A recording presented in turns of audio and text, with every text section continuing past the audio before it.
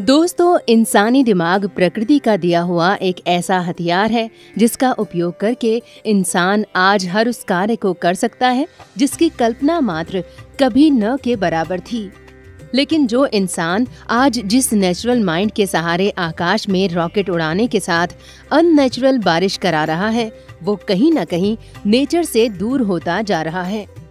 सद्गुरु स्वामी कृष्णानंद जी महाराज इंसानों और प्रकृति के बीच बढ़ रही दूरी को देखते हुए कहते हैं, आज का मानव जिस तरीके से प्रकृति से दूरी बना रहा है, वो आने वाले समय में इंसानी दिमाग के विकास में बाधा डाल सकती है, क्योंकि प्रकृति के साथ लोगों की दूरी इंसानों को एक मशीन की तरह बना सकती है, जिसमें दिमाग तो होगा लेकिन सोचने की क्षमता कम हो जाएगी। यह दिमाग में मन में 3 काम होता है बच्चा, 4 काम होता है, समझो। पहले कलेक्शन, जैसे तुम एक आदमी है और कहां से दिन भर कोई कलेक्ट करता है सामान, और कलेक्ट किया या मांगा तो लेकर किसी कमरे में फेंक दो, उसको स्टोरिंग कहा गया है। पहला कलेक्शन, दूसरा स्टोरिंग, तीसरा जो है रिकॉल। कोई मांगे कि हमारा फाइल लाओ, हमारा सामान लाओ, तू जाएगा तो एक पर एक कितना सामान रखा है को मिलेगा ही नहीं, कंफ्यूज हो जाएगा। तो ये हम दिमाग में भी होता है कि डिफरेंट टाइप का सब्जेक्ट सुनता है, पढ़ता है, वह अंदर इसी तरह से डाल रहा है। जबकि कोई सामान फाइल बना करके एक एक खाने में डाल देता है, उस खाने के बाहर लिखा रहता है फलाना सब फाइल है, फलाना कागज है, फटाक से जाकर निकाल लेता है, 1 मिनट में निकाल लेता है। उसी तरह से आप जब दिमाग संतुलित रहेगा, मन संतुलित रहेगा, कंसंट्रेट रहेगा, बैलेंस रहेगा, तब जो है मेमोरी भी बढ़ जाएगी और एक खास खाने में भरा रहेगा। तब तुम जो प्रश्न कोई करेगा उत्तर रिकॉल आ जाएगा। नहीं तो कह रहा है क्या कि हम तो पढ़े थे, मनवे में है, आ नहीं रहा है, कैसे आएगा बच्चा? इसीलिए पहला उसको कलेक्शन ठीक से करो, दूसरा स्टोर ठीक से होना चाहिए, तीसरा तब रिकॉलिंग होगा ना। यह 3 विधियां कंप्यूटर में भी होता है, मेमोरी में जाता है, तुम्हारे से ही मेमोरी बना है।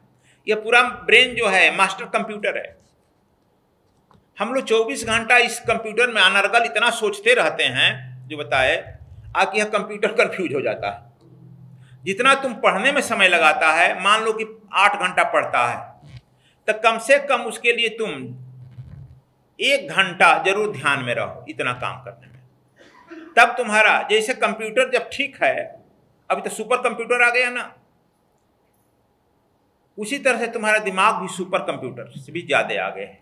जब वह जैसे जैसे ठीक होते जाएगा, आप में वो सब रिकॉर्ड होते जाएगा। जब रिकॉर्ड होते जाएगा तब तुम जो है किसी भी चीज़ को याद करेगा और किसी भी क्षेत्र में तू आगे निकल सकता है। इसीलिए यह विधि सब जान लो। हम लोग अपने को इतना एडवांस मान लिए हैं, अब मानते चले जा रहे हैं। खेत में पैर रखना है ना जी महात्मा, खेत में पैर रखना, अपने को समझते हैं कि हम बैकवर्ड हो गए। यह जो है प्रकृति से अपने को काटना और नेचर से अपने को काटना है। नेचर से हम काट करके कितना हम ध्यान करें, हम ध्यान लग नहीं सकता है। इसीलिए किसान लोग को अभी कम से कम जो है तनाव से नहीं आते हैं। नंगे पैर, नंगे शरीर रहते हैं, धूप भी लगता है, हवा भी लगता है, और क्या नाम है, मिट्टी भी मिलती है, सब वह प्रकृति से सामंजस्य स्थापित कर लेते हैं। हम लोग शहर में आकर के समझ है कि बैकवर्डनेस है, यह अपने प्रकृति से।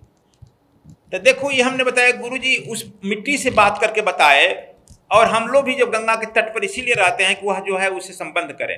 तो पहला काम यह है, यह करो कि प्रकृति से ज़्यादा संबंध स्थापित करो।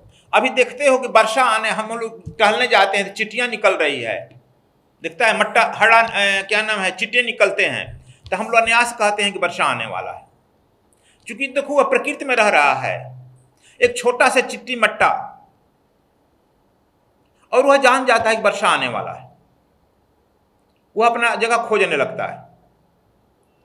और तुम इतने कहते हो चैतन्यशील है, कुछ मालूम नहीं हो रहा कब वर्षा आएगा, कब आंधी आएगा, कब तूफान आएगा, कब क्या आएगा। इसलिए कि आपको हम नेचर से पूरी तरह काट लिए। यह भी टेंशन का कारण है। एक यह भी कारण है पढ़ने में मन नहीं लगने का, दूर कर लिए। पहला तो प्रकृति से जुड़ो, और तब जो है नहीं है तो नंगे पांव रोड भी कुछ साफ करो। रोड पर वृक्ष हैं, उसी को कुदारी से कोड़ो। कहे कि उससे हमको क्या लेन देन है, करो, उसे प्रकृति है, उसे हवा ले रहा है। आखिर तुम पेड़ जो नहीं लगाया हुआ तो पेड़ हवा छोड़ रहा है ना, वो उसी का श्वास ऑक्सीजन तू ले रहा है ना। तुम जो कार्बन डाइऑक्साइड छोड़ रहा हुआ पेड़ ले रहा है ना। बोलो, उस पेड़ को जाकर न्यास काट भी रहा है तो भी तुमको प्राण दे रहा है ना। जब यह तुम सोचने लगेगा तब तुम्हारा जो है पूरे सृष्टि के प्रति सम्यक विचार होने लगेगा, और तब तुम शांत भी होने लगेगा, तुम्हारा बुद्धि भी बढ़ने लगेगा। जब यह हो जाता है तब आप लोगों को यह चाहिए सीक्रेट साइंस सीखो, डिवाइन सीक्रेट साइंस। वह पांचों तत्वों में बैलेंस करने की भी विधि बताया है, कैसे वह ऊपर से एनर्जी जाती है उस तत्व का। 5 दिव्यास्त्र है ना पांचों तत्वों का जी, और पांचों तत्वों को कैसे अंदर बैलेंस करती है। जब आपको वह सीक्रेट साइंस से 5 दिव्यास्त्र दिया गया है पांचों तत्वों को, जब वह समझ कर देगा तो सबसे पहले जो है वह पृथ्वी तत्व का ही है, मूलाधार चक्र का, और पांचों तत्वों का जब वह एनर्जी दिव्य गुप्त विज्ञान से अपने को बैलेंस अंदर से कर लेता है, तब तुम ध्यान करेगा तो ध्यान की गहराई में उतरने लगेगा।